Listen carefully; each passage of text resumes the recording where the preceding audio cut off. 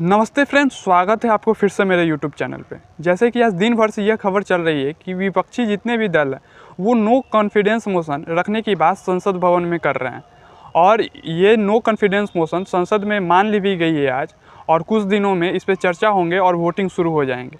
तो no confidence motion विपक्षी दलों का एक सबसे बड़ा हथियार होती है।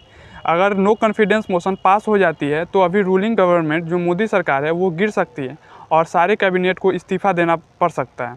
तो अब हम बात करेंगे कि नो कॉन्फिडेंस मोशन है क्या। तो नो कॉन्फिडेंस मोशन विपक्षी पार्टी संसद भवन में रखते हैं और जो रूलिंग पार्टी है उनको मेजोरिटी साबित करना होता है।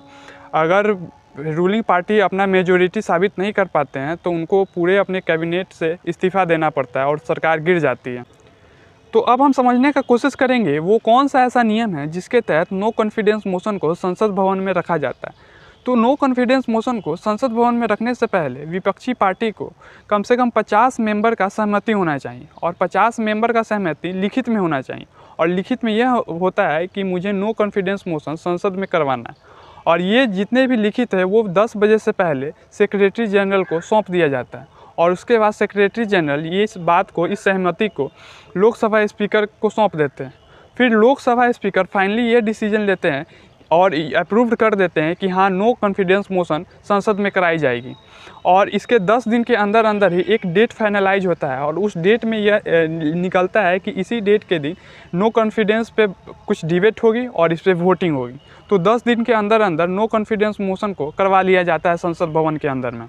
तो नो कॉन्फिडेंस मोशन विपक्षी दलों के द्वारा संसद भवन में पेश किया जा रहा है। तो इससे मोदी गवर्नमेंट को डरने की ज़रूरत है या फिर उनको यह चिंता सता रही है कि नो कॉन्फिडेंस मोशन संसद भवन में आने के बाद हमारी सरकार गिर सकती है या फिर हमें जो है इस्तीफ़ा देना पड़ सकता है। तो इसका जवाब है नहीं, मोदी गवर्नमेंट थोड़ी भी नहीं डर रही है या फिर उनको थोड़ी भी चिंता नहीं सता रही है कि हमारी सरकार गिर सकती है।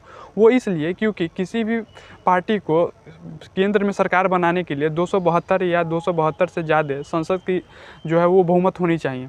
272 या 272 से ज़्यादा संसद की बहुमत होने के बाद ही जो है कोई भी पार्टी है वो रूलिंग पार्टी बनती है और वो अपना सरकार बना सकती है। लेकिन एनडीए जो है मोदी गवर्नमेंट के अलायंस है उनको लेकर के टोटल 331 से जो है वो संसद है और इसके साथ अभी जो है मोदी गवर्नमेंट रूलिंग पार्टी बनी हुई है। अकेले बीजेपी को जो है वो 303 संसद है।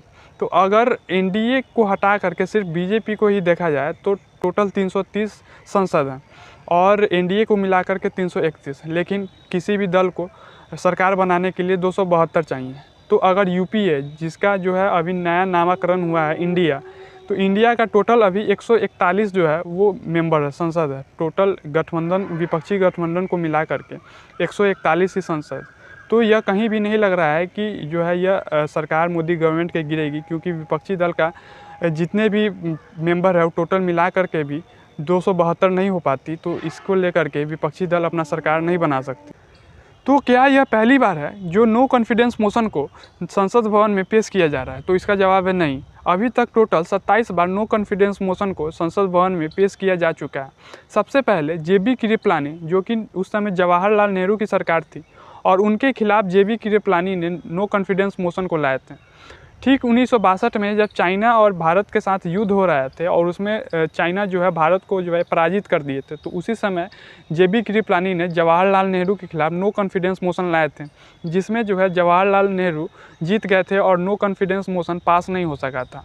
लेकिन कई बार होता है कि नो कॉन्फिडेंस मोशन पास हो जाते हैं और रूलिंग पार्टी जो है उनको इस्तीफ़ा देना पड़ता है और पद छोड़ना पड़ता है। तो दो ऐसा देखने को मिला है। एक मोरारजी देसाई, जो कि 1989 में जगजीवन राम ने उनके खिलाफ नो कॉन्फिडेंस मोशन लाए थे और मोरारजी देसाई की सरकार गिर गई थी। और दूसरा में अटल बिहारी वाजपेयी, जो कि 1999 में यूनाइटेड फ्रंट के द्वारा नो कॉन्फिडेंस मोशन को लाया गया और अटल बिहारी वाजपेयी की सरकार 1999 में एक वोट से हार गई थी और उनको पद छोड़ना पड़ा और एनडीए सरकार को जो है वो इस्तीफ़ा देना पड़ा 1999 में।